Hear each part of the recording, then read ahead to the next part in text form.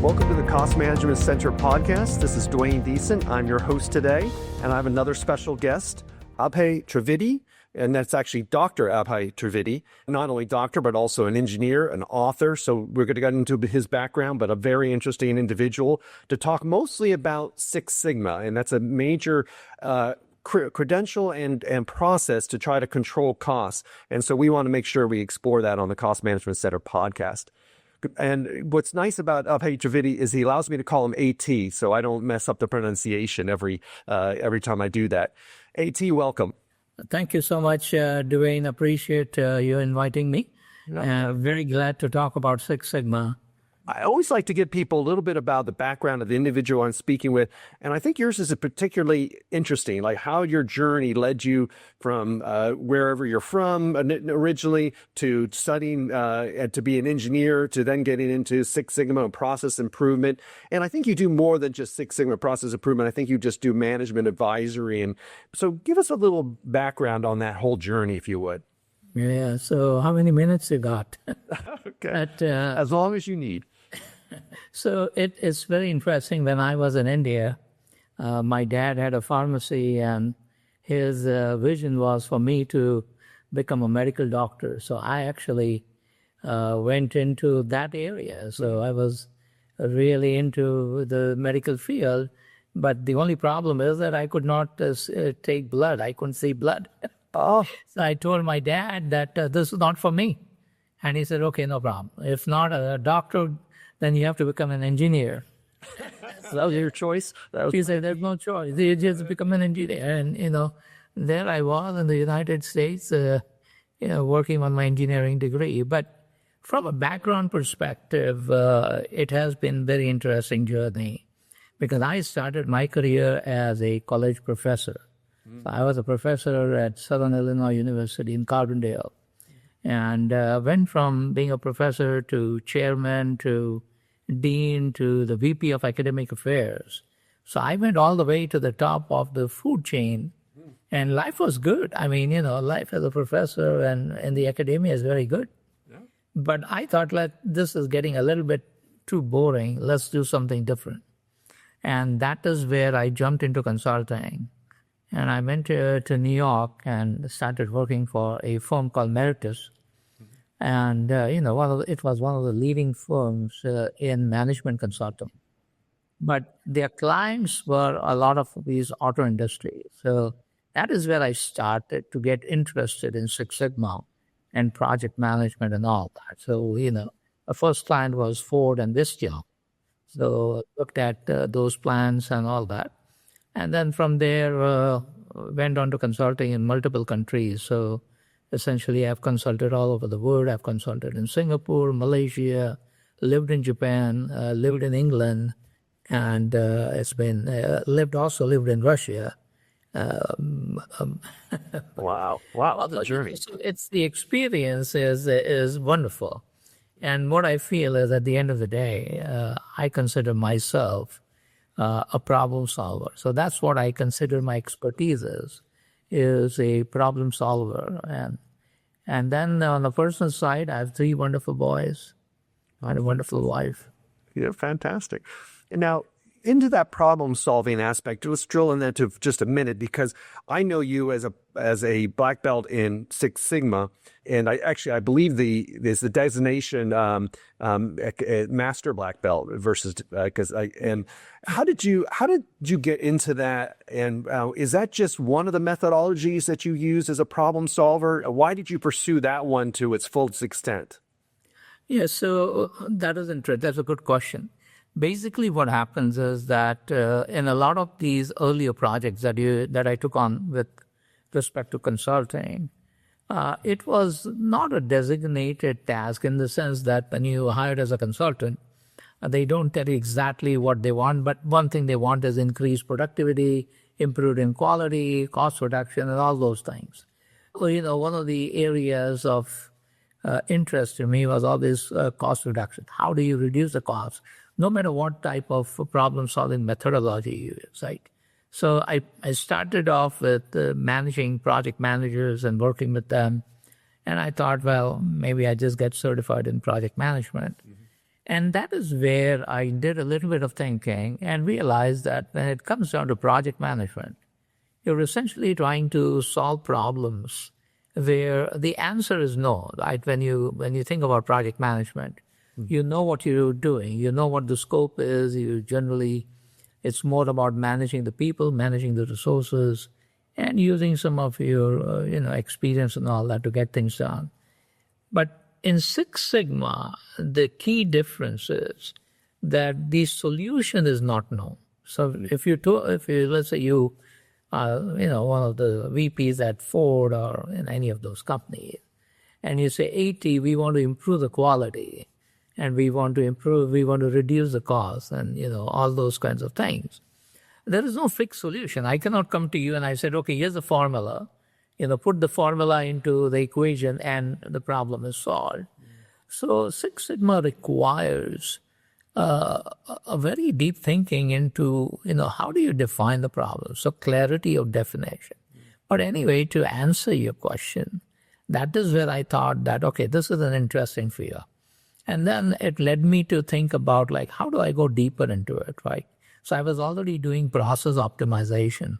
So I thought, okay, from process optimization, how do I go deeper and get into not just understanding the technical aspects of it, but then building a culture of problem solving. How do I build a culture of problem solving and all that? And that led to all these certifications. That led to me getting certified and all that.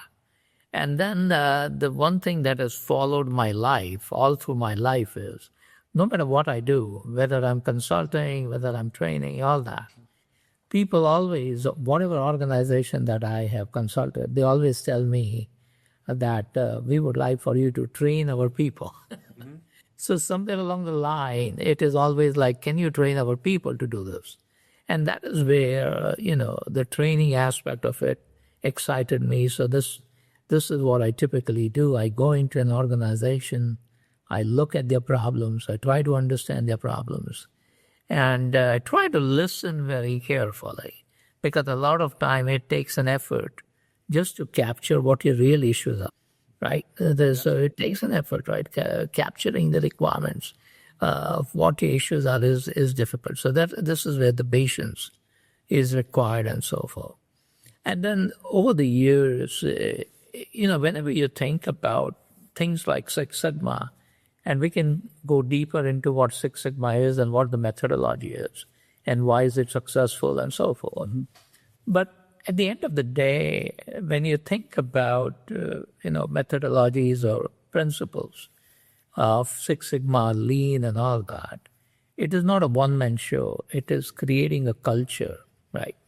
And one simple example that a lot of experts say is that Toyota was not built in a day, right? Toyota quality did not happen in a day, right? When I was a college student, if you drove a Toyota, it means you were broke because that was the cheapest and the most poorly made car, and people knew you didn't have money, so you bought a Toyota, right?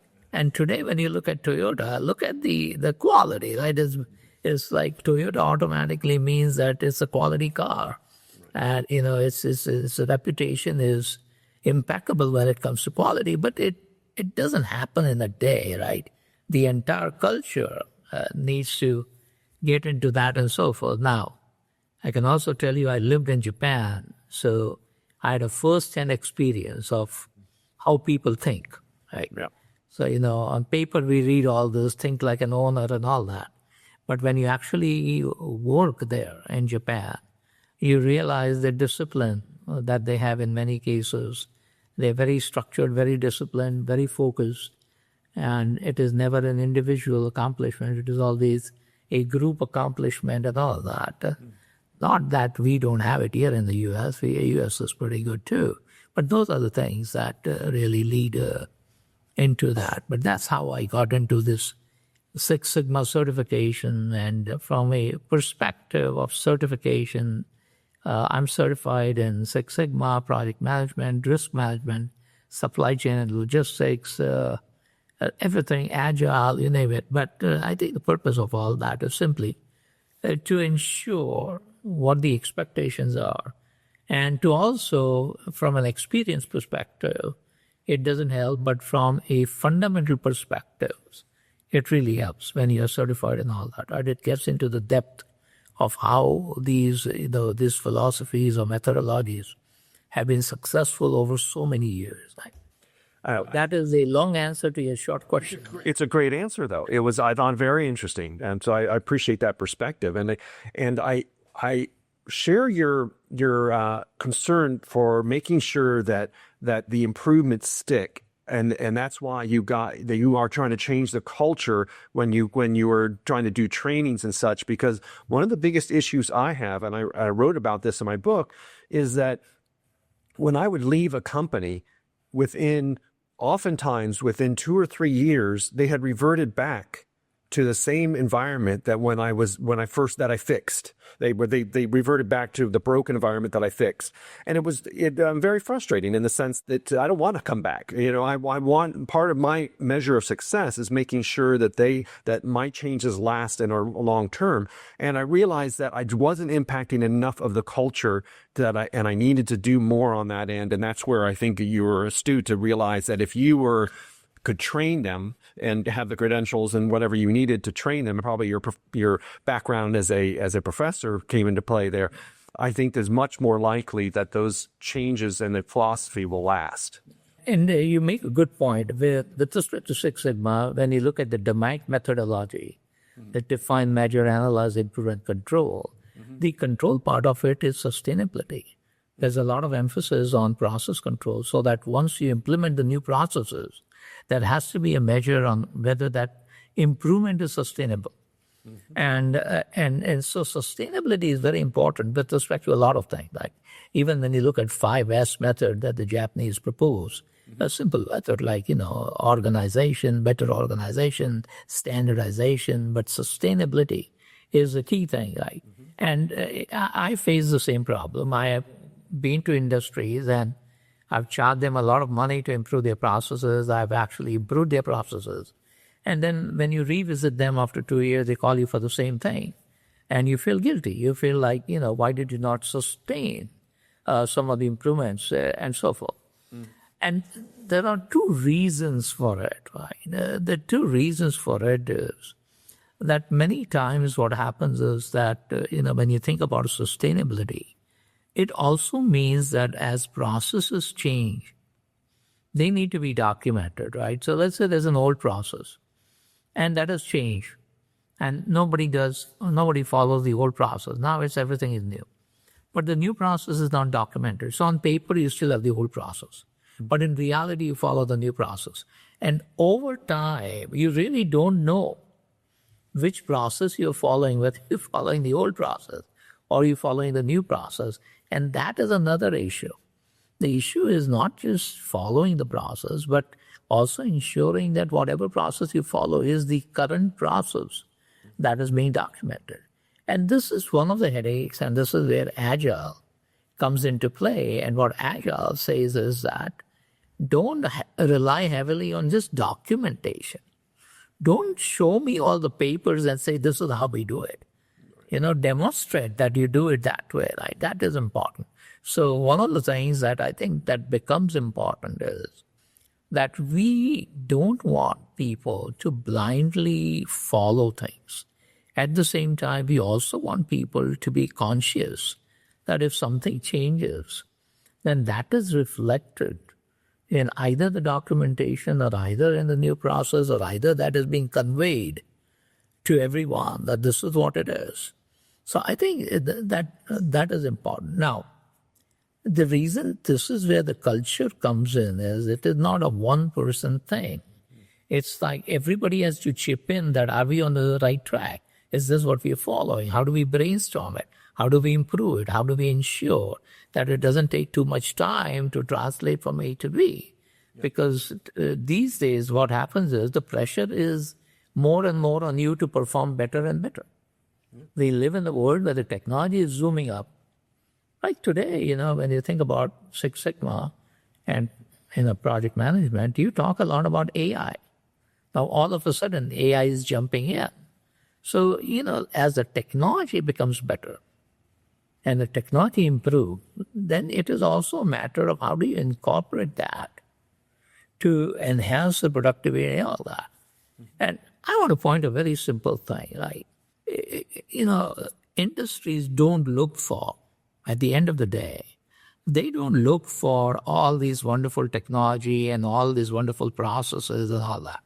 They really look for the bottom line. And so if all that does not impact the bottom line, it is of no use, right? If I open a shop and I have the most fanciest stuff and nobody buys it and I don't make any money, I'm going to go broke, right?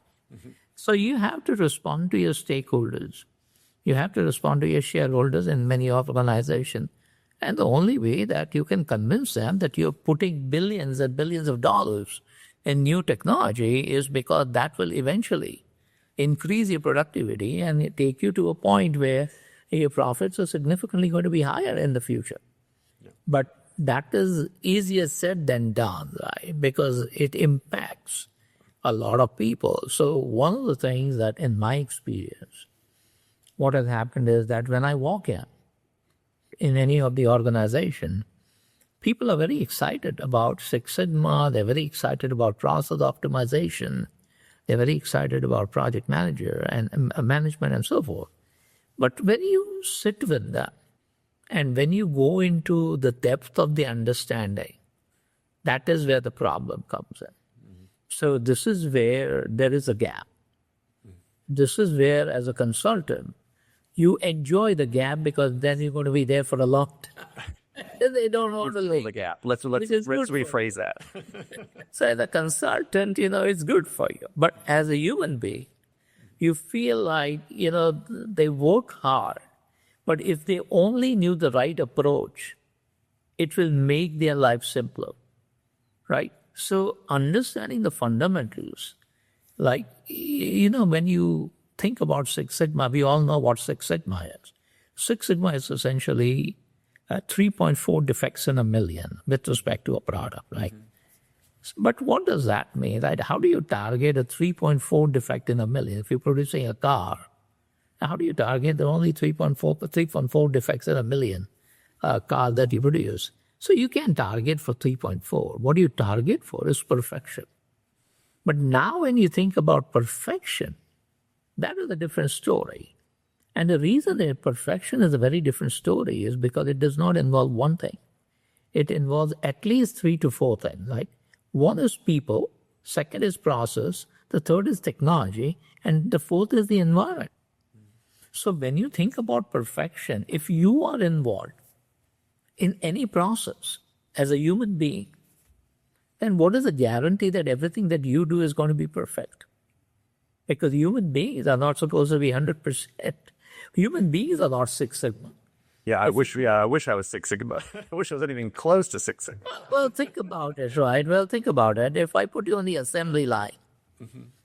I tell you a funny incident. I was consulting for one of the organizations, and there was this wonderful woman, Mary, and she was on the assembly line, and she was checking little switches, right?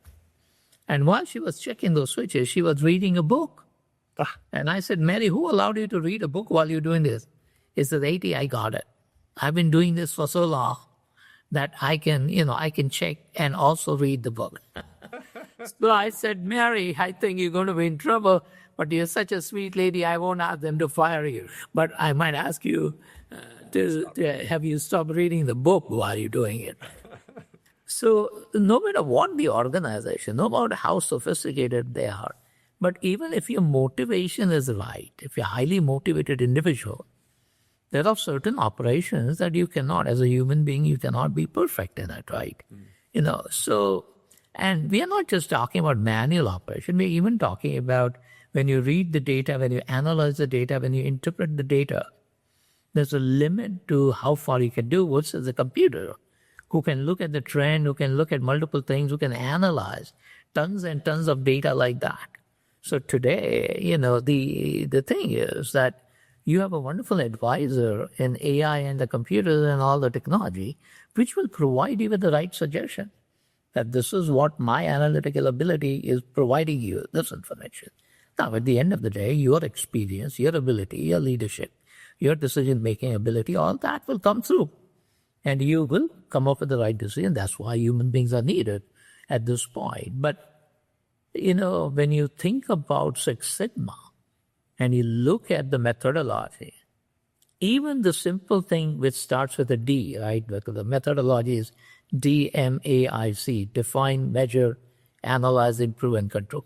Even if you look at define, a lot of times the problems have to be defined very clearly.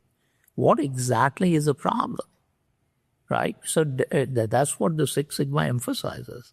Six Sigma has a lot of different tools by which you capture the customer's real issues, right? We have tools like QFD, Quality Function Deployment, or the House of Quality, which gets into a very sophisticated ability of what your current capabilities are, what are the competitors doing, what are the interaction of different processes that you have, and based on all that, where you are. So the thing is that, when you define a problem, it has to absolutely reflect what you're trying to solve. The second thing is, in order for you to define the problem properly, you also have to understand how much do you want to improve. What is realistically what you want to do with respect to the improvement. And then, not only that, but when you get into how do you solve the problem and all that later on, you also have to think about, it's not just solving the problem. Today, you can solve any problem. The problem is, what is the amount of money that you're going to spend to solve the problem? So it is not, it's like if you have $1 million solution for everything, you're going to solve all the little problems, right? If you have $1 million solution, right? If my kid is going to school, he's in the 4th grade, and he has an issue, I can put 3 people to work with him, 3 professors who are PhDs, and say, teach my kid, all of you, right? Of course, the kid is going to do good. But we don't have the luxury to put all kinds of resources, right? So we are limited in resources. The pressure is high. We are expected to come up with innovative products. We are expected to come up with the best quality of products that we want and so forth. So the challenge is, first of all, define what you want. Second, make sure that whatever the problem definition is, when you solve the problem, it really provides you with all the wonderful benefits, and you are a successful organization. The third thing is cost-benefit analysis. The amount of money that you're going to put in is also very important. You can't blindly put in money thinking all this will improve and not knowing that and not being efficient in how we do things. And that's where you see a lot of organizations are very rich. And at the end of the day, they go down because they don't know what they're doing. They just throw money at anything and so forth.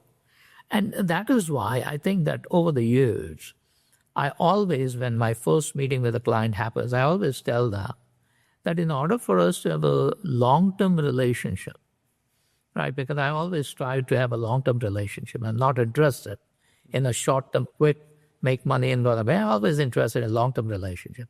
I've never lost a client in 20, 25 years. So the thing is that you have to talk to the client of what exactly do you expect me to do for you? And what exactly is the return on investment that you're expecting? So let's be clear on that, because if you have no idea right, how much money I'm going to save you and what kind of improvements I'm going to bring to you, what is going to happen is you're going to be disappointed and I'm going to be disappointed, right? Because I feel like, you didn't have any direction and, I tried to do my best and, it doesn't work like that. There had to be a partnership. So it always makes sense to be very clear on the definition part of it. The second thing, and this is very important even from a definition perspective, with respect to Six Sigma, what is happening, as you know, that there is a wonderful theory, or you can say a tool or methodology, whatever you prefer, by Professor Kano. Professor Kano was a Japanese professor, and he came up with this wonderful thing called the Kano model. We call it the Kano model. The Kano model is an interesting model. It's an interesting thought. What he said is that at one time quality was important. Today, it is important that we focus on both the quality and the customer satisfaction. So we look at both parts of it from a quality perspective and also satisfaction. But one thing which is very interesting in the Kano model is that your expectations always go in one direction. So let's say, for example, that you are a customer, and in 5 years ago, let's say you bought a car, and all the cars gave you a 10,000 mile bumper to bumper warranty. You were happy with it because everybody offers the same thing. Then 4 years ago, they increased it. They told you, Dwayne, the warranty is 15,000 miles bumper to bumper. And let's say today, the warranty is, 50,000 miles bumper to bumper warranty, right? Now, tomorrow, if they say the warranty is 10,000 miles bumper to bumper, all hell will break loose. You say, I'm going to walk, but I'm not going to buy a car because I'm not trusting it. It can break down any minute, right? The same person 5 years ago who said, 10,000 bumper to bumper, that is absolutely fantastic. But the same person is not going to accept. Once it reaches that 50,000 bumper to bumper warranty, you can go back. Your expectation cannot go back. So one of the things that you realize in every field, whether it is banking, whether it is healthcare, whether it is finance, whether it is consumer industry, if the customer is expected to a certain level of quality and the customer is expected to a certain level of service, then they cannot go back. So now when you don't have the right quality in place and you don't have the right customer service in place and you don't have all those things in place, what do you think is going to happen? You're going to start to lose business. You're going to start to lose money. Your brand is going to go down and so forth. So the reason Six Sigma methodology is important is not just from a quality perspective. Obviously, if you're a car manufacturer, it implies that you have to have, Six Sigma quality with respect to the brake pads, right? Your brake pads, you cannot have more than very few brake pads that go bad because anytime the customer is driving a car and the brake pads fail and all that, it could be a disaster. So you want to come down to absolutely zero. Same logic with hospitals. If you go to a hospital and the hospital says, we are 99% good, well, that is troubling. Right. Out of every 100, one person is being treated the wrong way. The same logic with airlines. If the airlines say, our record is 99.9%, that is not good. For every 1,000 flights that go up, one is coming down, right? So one of the things that becomes so important is the concept to understand. And if you look at the Six Sigma example of, Walgreens or any of the drugstore that you go to and get your medicine, imagine that they make a mistake. They are 99.99% good. Out of the 1,000 person getting their medicine, one is getting the wrong medicine. It is unacceptable. The whole system will shut down, right? Because you don't want to take a chance that I might be one of 1,000 getting the wrong medicine. So, of course, they have checks and balances and they do a lot of things in order to do that. But this is where, that when you talk about Six Sigma, there are two separate things. One is to understand the methodology, right? So when you look at the methodology, it is define, measure, analyze, improve, and control. But within Six Sigma, and by the way, Six Sigma is not yesterday's technology. It has been there for the last 40, 50 years. So it tells you that, it is still very successful. Right? But if you look at the methodology, Six Sigma, what it is essentially telling you, you have to define the problem properly. And then you have to measure. So whatever, whether you're measuring the process parameters, whether you're measuring other attributes of the product or the service, whatever, you have to have a way by which you measure. If you cannot measure it, you cannot analyze it, you cannot improve it. And once you measure it and you have the data, then of course there's a whole bunch of analysis that you do. So one thing that is very advantageous to somebody who's a Six Sigma, green belt, black belt, a master black belt is typically for training other black belts. But one thing that becomes very important is that as a Six Sigma black belt, you don't know what the solution is. As I said before, initially when you talk to them, you don't know exactly what the solution is. But what you have is you have a whole bunch of tools in your pocket.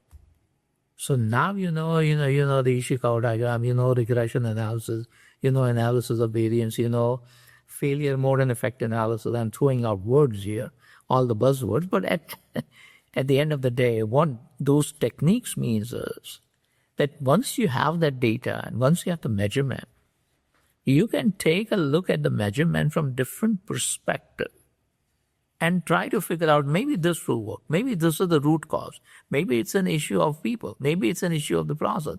Maybe the material is not good. Maybe we need to have a front-end inspection. Maybe we have to. So what you have is your ability to have that confidence that we'll find the solution by looking at the data, by analyzing the data, by using different techniques, by looking at the trend, by looking at the correlation, by looking at, interrelationship between the things and so forth. And the thing is, you don't have to manually do any of it. You have to understand some of these basic tools and techniques and so forth. But we now live in a world where the computers can do wonders for that, right? I can dump the data and tell the computer, show me what distribution does this data fit into. And the data will say 80, 98%, this distribution looks like, whatever, a normal distribution, long normal, whatever distribution it is. So the challenge today for people is not so much into knowing all the techniques and tools and all that. The challenge of the people is to present the problem in a manner that there is so much clarity on exactly what you want that it becomes easy for an expert to say, okay, I completely understand your problem. This is how we're going to capture the data. This is how we're going to measure the data. These are the techniques I'm going to use to figure out, analyze it, and we're going to solve it. Right?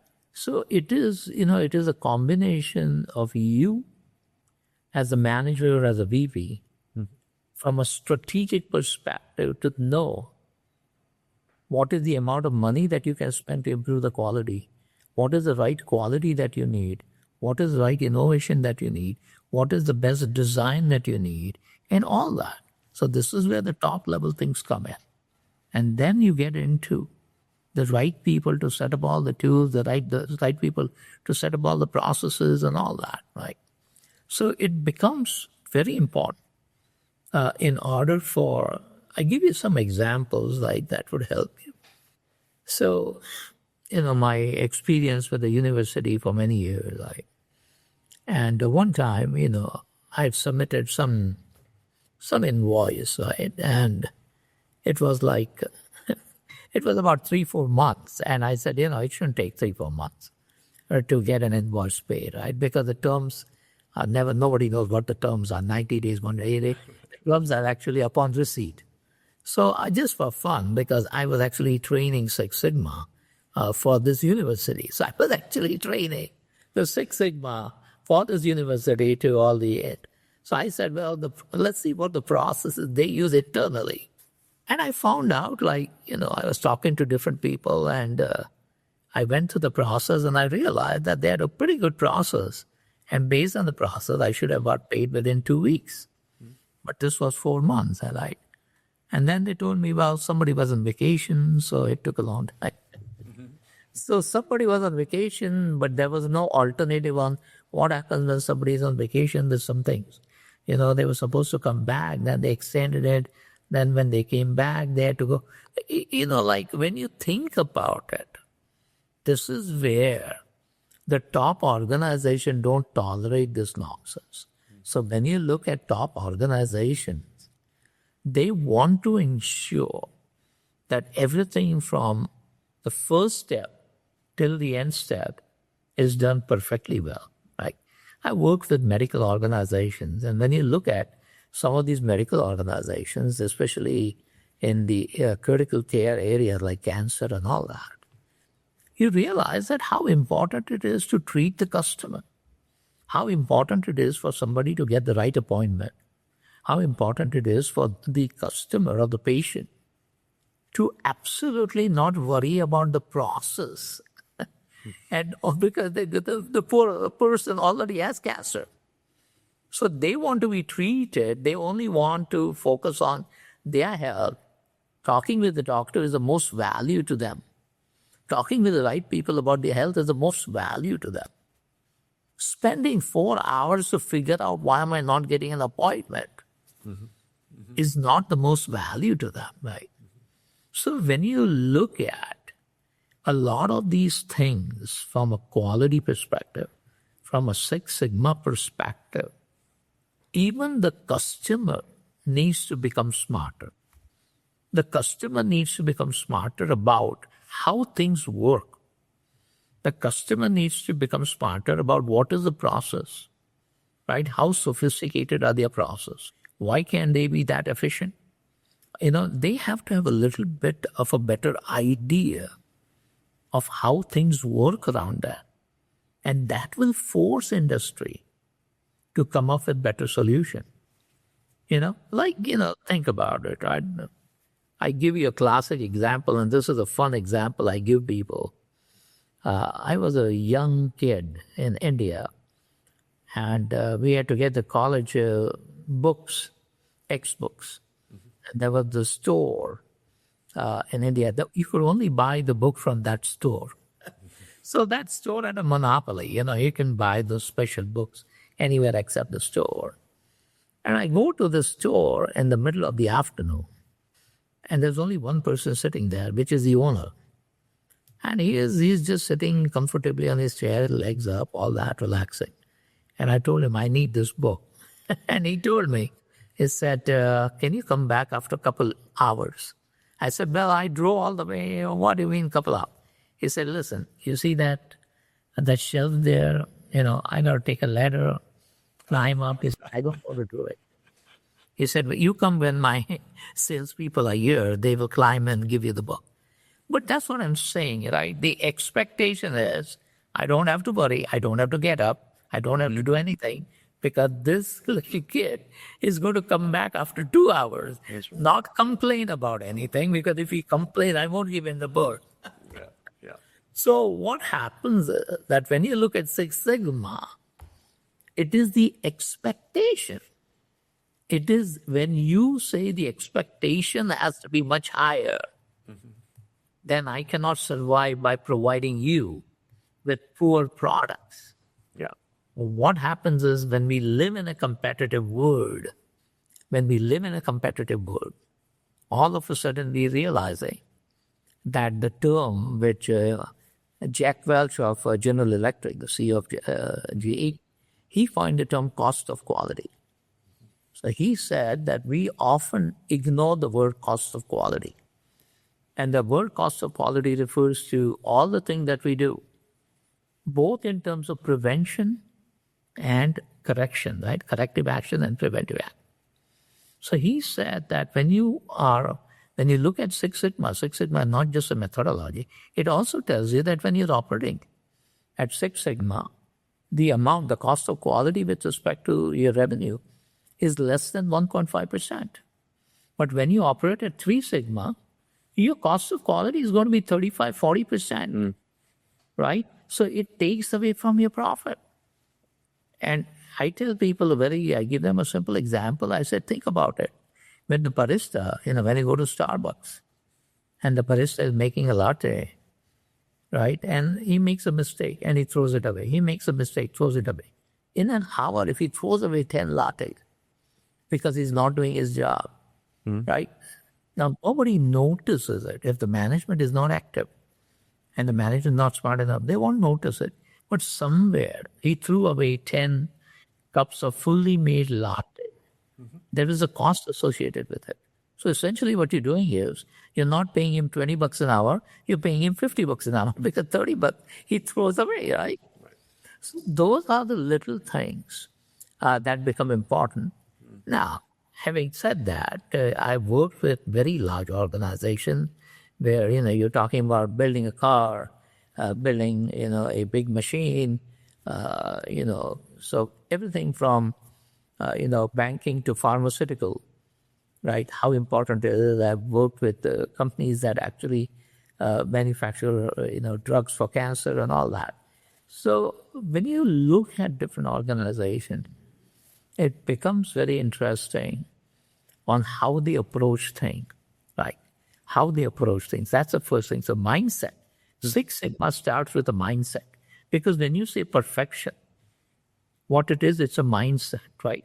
So what you have to think about is you have to think about the chances of something going wrong at every instant. So you have to be very proactive in thinking what could go wrong at every instance in everywhere, right? So if you go to Toyota and let's say there's a machinist and you tell them that how many different ways can you make a mistake here? He will tell you that. He will say, if I do this, there's a problem here.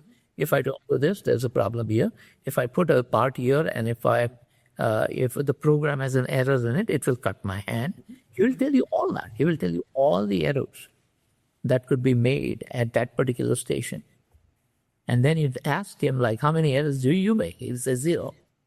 Right. Because he says for every possible error, we have a solution over the years, not one day. But over the years, we master, like, this cannot go wrong. And I'm not just talking Toyota, I'm talking about all the manufacturers here too. But that is how they have to think. Because we are talking perfection. You're talking about 3.8 defects in a million. Right? So you have to have the ability to look at the relationship between A and B. What does that mean? You have to look at the relationship between the incoming material. So if you're producing something, the incoming material has to have that Six Sigma quality. If I am shipping you some material, and if the material is not good, then if you put that material into your product, of course there is not going to be any Six Sigma because you're already putting garbage into it, right? So it starts with every possible element. What comes in? Who works on that? What is the capability of the machine? What kind of inspection that you have? What kind of preventive mechanism that you have? That is where robots come in. And now when you talk about robots and machine vision, and you talk about a lot of those new technology, what does that do? They're precise, right? The robot is precise. The reason you use robot is it's a very precise machine, right? It can do wonderful things. It doesn't make errors. It doesn't forget and all that. So the Six Sigma, from a perspective of Six Sigma, it is a problem-solving methodology that allows you to think in terms of problem definition from the right perspective, removing the ambiguity, clarity of the problem, and then elements, attributes of the problem that you're trying to solve. Then the right things to measure. So only measure what is relevant. Don't measure something that is not relevant. So measure all the relevant attributes, and there are different techniques to measuring, right? You have automated techniques of measurement, you have manual techniques of measurement, whatever it applicable in your case. You do that, and then of course the ability to analyze data. That's a very broad scope. That's why when you get into Six Sigma, you start off with a yellow belt, then you go to a green belt, then you go to black belt. So as you move from the very basic belt, which is fundamental understanding, to green belt, which is understanding what are the different analytical techniques and all that, to the black belt, where you're a master at just about knowing every sophisticated statistical technique and all that. So that is where you're going to jump into. And then, of course, after that, it's all innovation. So innovation is where out-of-the-box thinking, right? This is where, and this is another aspect of Six Sigma that I want you to think about. In many cases, what happens is the process is define, measure, analyze, improve, and control. That means you look at the problem, you measure all the attributes, then you analyze it, and then you come up with improvements. This is what we want to improve. This is how we can improve. This is what the automated technique will be, and so on. But Six Sigma generally is continuous improvement over time. So you tweak it till it is perfect. But in many cases, what happens with Six Sigma is, what we do is we define the problem, we measure it, we analyze it. When we analyze it at this point, we realized that the problem is so bad. The problem is so bad that there is no point in Tweaking it. There's no tweak that's going to fix it. and fix it. And that is when we call it a breakthrough improvement. So it is we completely redesign. So Six Sigma has multiple variations. So one of them is DMAIC. So after you define, measure, analyze, then you redesign the system and then you validate. So it is not that, sometimes it is so bad that you say, forget it, let's just redesign the whole damn thing. And that sometimes it is necessary, right? Because sometimes over the years you have not realized that there are much better ways to do things. You can't just follow one simple way of doing things. It has to be, there are multiple ways of doing things and so forth. So that is one of the headaches that you have is, you can't get into a blind spot where only one way to do it. These are all innovative techniques. This problem solving is, innovation. Like, how do you solve a problem? Like, you think about out of the box thinking, this might work here, this doesn't work here. Let's look at something else. Let's look at completely realigning the system. Let's look at, is there something? And in the end, sometimes, the product is redundant. You realize that the product you're working on is a redundant product. So this is where the experience comes in. But having said all that, there is a way to start, right? So if anybody is getting into the field of Six Sigma, what they have to realize is that Six Sigma has connections with everything, right? Six Sigma has connection to project management. Six Sigma has connection to cost reduction. Six Sigma has connection to quality. Six Sigma has connection to brand recognition. Six Sigma has relation to safety. So when you think about the depth of Six Sigma, it can be fitted anywhere. And that's why, if you really look at it, if you look at the history, we are talking about DMAIC, who lived up to 90, 95 years. He proposed all the define, measure, analyze, and, the PDCA, Plan, Do, Check Act, so many years ago. You're talking about 70 years ago. Yep. So what we are talking about, this problem-solving methodology has survived a lot of years because it is a sound problem-solving methodology. It's a very sound problem-solving methodology, right? But what we are now realizing with the new technology and with the new things and innovation and all that, that what we thought at one time could not be done is now you're being able to do it, right? Because you have robots. You have robots, you have better control, you have better sensors and all kinds of things. Like when you can create a car that can be a selfless driving car, you can do a lot of things.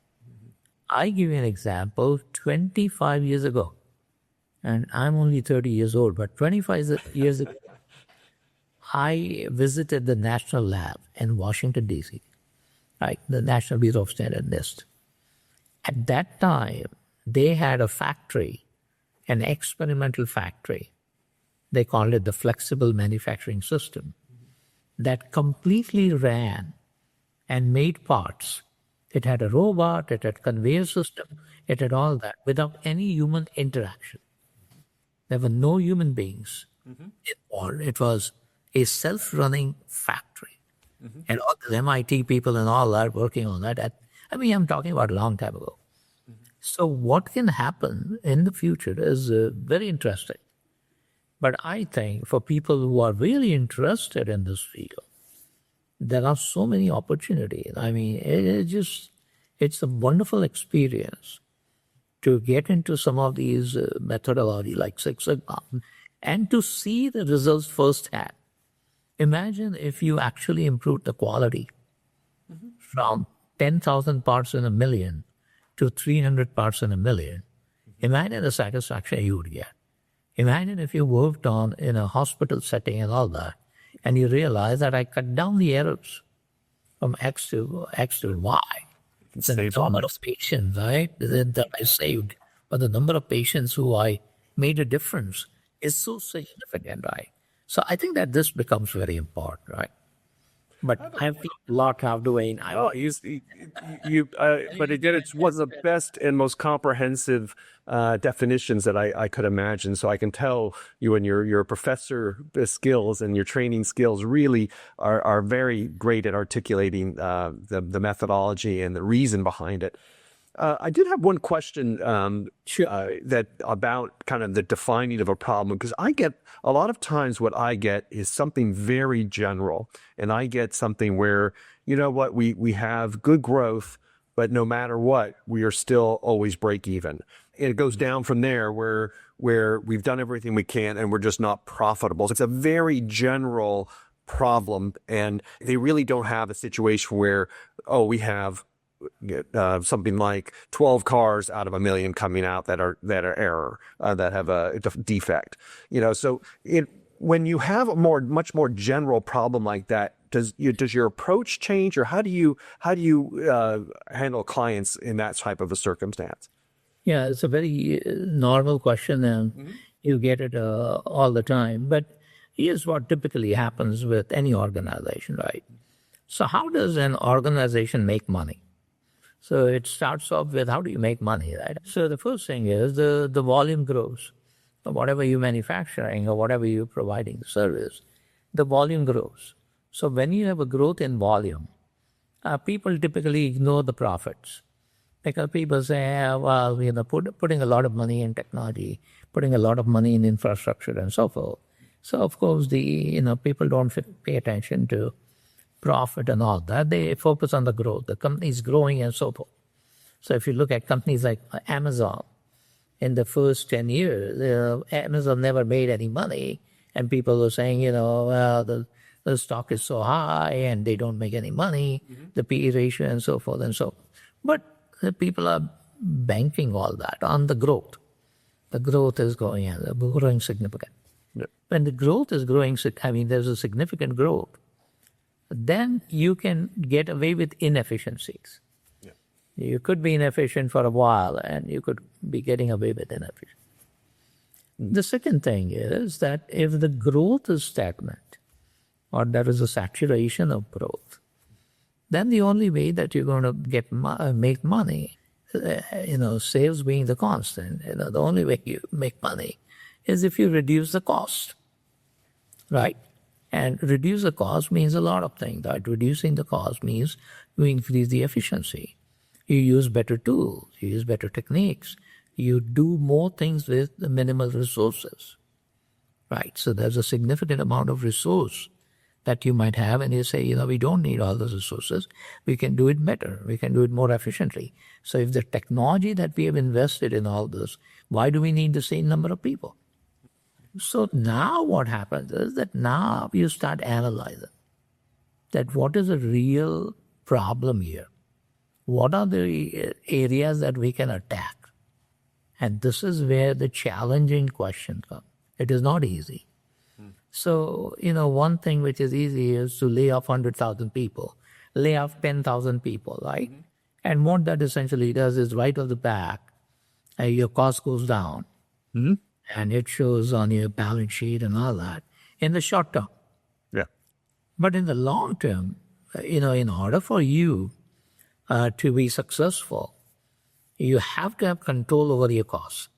You have to have control over your processes. You have to have control over your cycle time. So what happens is if your cycle time is to come up with new products, in 2 years, you have to compress the cycle time so you can come out with the products in a shorter interval of time. And this is where innovation comes in, right? So a lot of organizations are scared. And the reason they're scared, and you saw this recently, the reason you're scared is if a 300 people company can come up with some product or at least announce something that can shake up 150,000 employee company. Now that is scary. Yeah. So what happens is it is not just a matter of I can reduce the cost, I can improve the quality, I can, advertise, market things better, I can do all that and still make money. I think it is also a matter that the external environment is changing.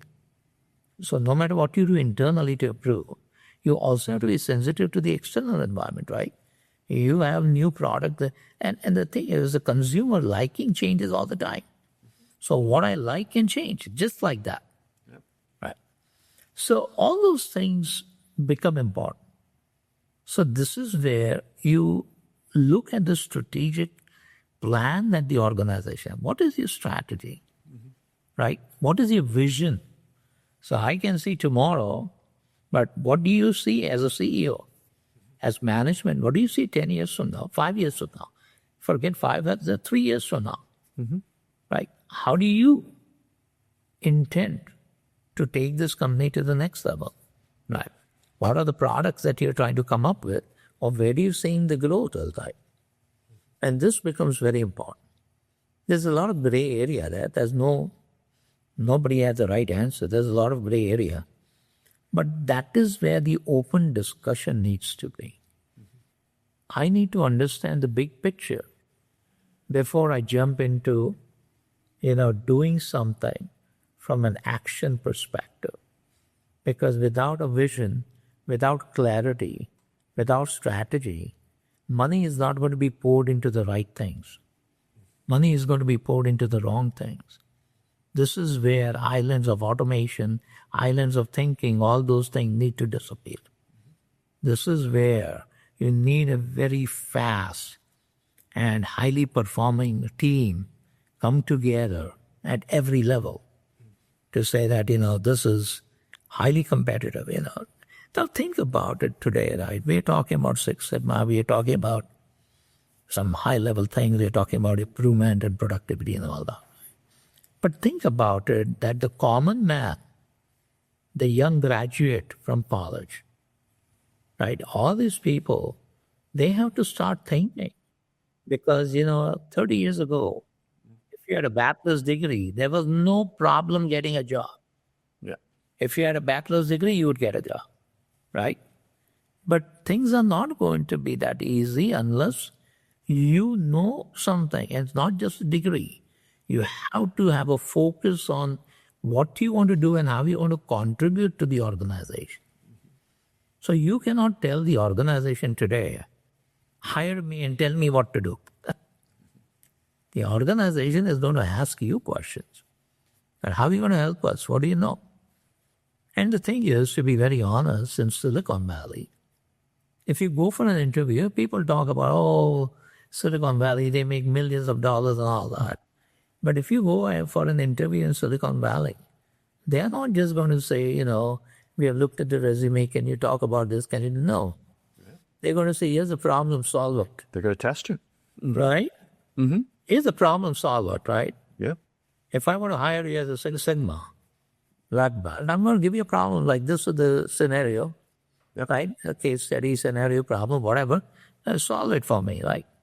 So we are, the world is changing. Yeah. Technology is changing.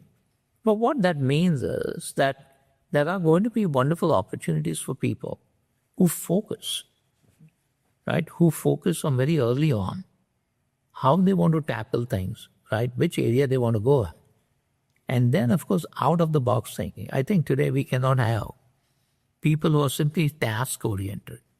We cannot have someone saying, you tell me what to do and I will do it. That is not going to work. Because we're looking at we use the word empowerment all the time. That's what we have become good at. We know all the buzzwords. We know what empowerment is. We know what servant leadership is. We know what emotional. We can throw words. But these are not simple words. Right? It is high time that we realize that in order for us to be competitive, we need to understand what Six Sigma is. We need to understand what project management is. We need to understand what business analytics is. We need to understand what cost reduction is. We need to understand how a structure of an organization comes about, right? Even not to a very detailed level, but at least to a level which applies to us. Mm-hmm. So all that becomes important. But we are in a good place, Dwayne. We are, and you, AT. This has been amazing, and I think that's a great way to end, because it really makes people think about what are they going to do with their careers and how are they going to offer something special to the companies that they seek to work with. So I think that's a great background. I could not have asked for a more detailed overview of what Six Sigma is, and not only what it is, but why is it important. And so I very much appreciate this discussion, and I'm confident that anyone who listens to this will walk away really understanding a lot more about why Six Sigma has become such a strong credential over many years and has lasted for so long. So you're a great representative of that. They should be hiring you to be their representative. So nice to hear on. Thank you so much, Wayne. Thank you for giving me the chance, but this is my passion, so I love it. Thank you so much. It shines through, and this was a very valuable podcast. So thank you so much.